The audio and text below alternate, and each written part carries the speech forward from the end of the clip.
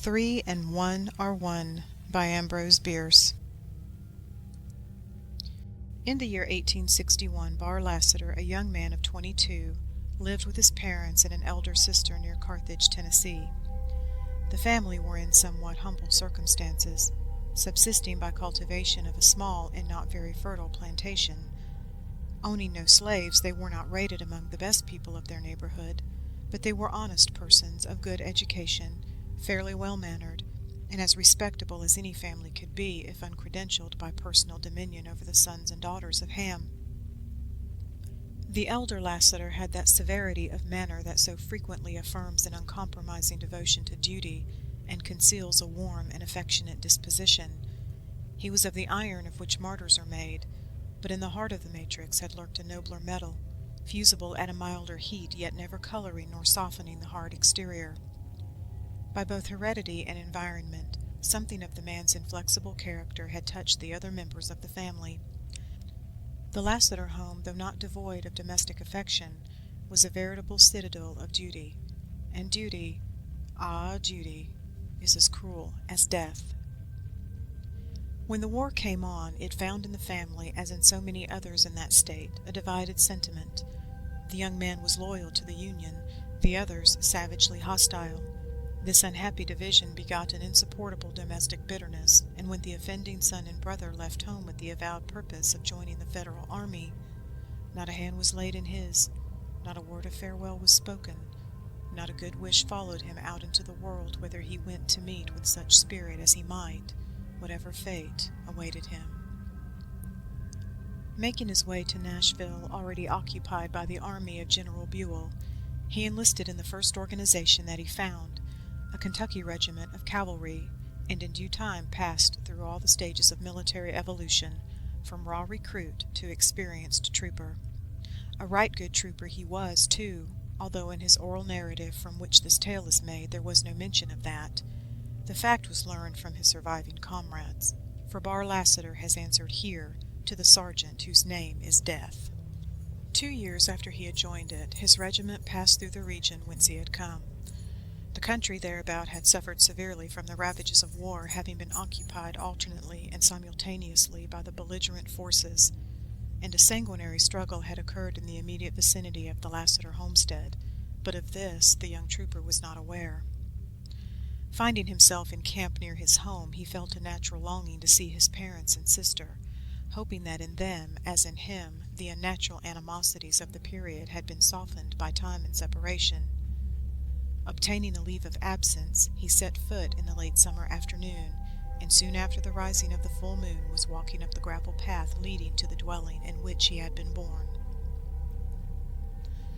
Soldiers in war age rapidly, and in youth 2 years are a long time. Barr Lassiter felt himself an old man and had almost expected to find the place a ruin and a desolation. Nothing, apparently, was changed. At the sight of each dear and familiar object he was profoundly affected. His heart beat audibly, his emotion nearly suffocated him, an ache was in his throat.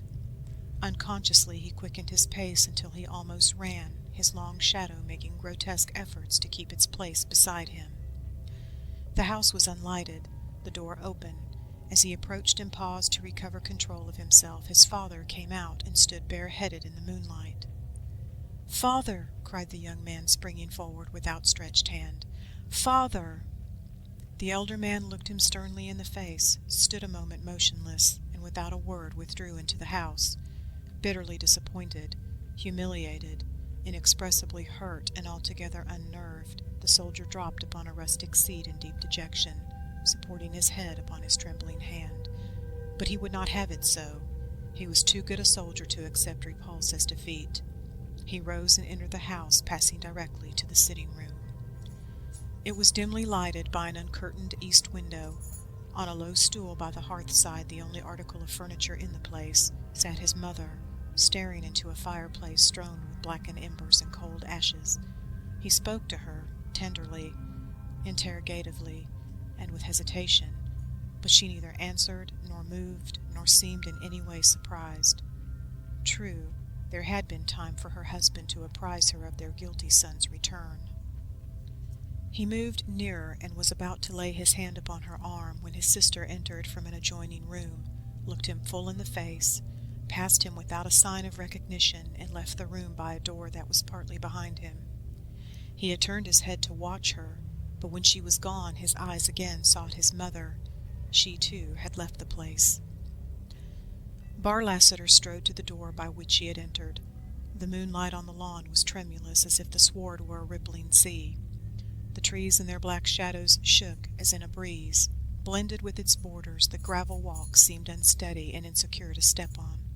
This young soldier knew the optical illusions produced by tears. He felt them on his cheek and saw them sparkle on the breast of his trooper's jacket. He left the house and made his way back to camp. The next day, with no very definite intention, with no dominant feeling that he could rightly have named, he again sought the spot. Within a half-mile of it he met Bushrod Albro, a former playfellow and a schoolmate who greeted him warmly. "I'm going to visit my home," said the soldier. The other looked at him rather sharply, but said nothing. "I know," continued Lassiter, "that my folks have not changed, but—" "There have been changes," Albro interrupted. "Everything changes. I'll go with you if you don't mind. We can talk as we go." But Albro did not talk. Instead of a house they found only fire-blackened foundations of stone enclosing an area of compact ashes pitted by rains. Lassiter's astonishment was extreme. "I could not find the right way to tell you," said Albro. "In the fight a year ago your house was burned by a Federal shell." "And my family? Where are they?" "In heaven, I hope. All were killed by the shell." End of 3 and 1 Are One by Ambrose Bierce.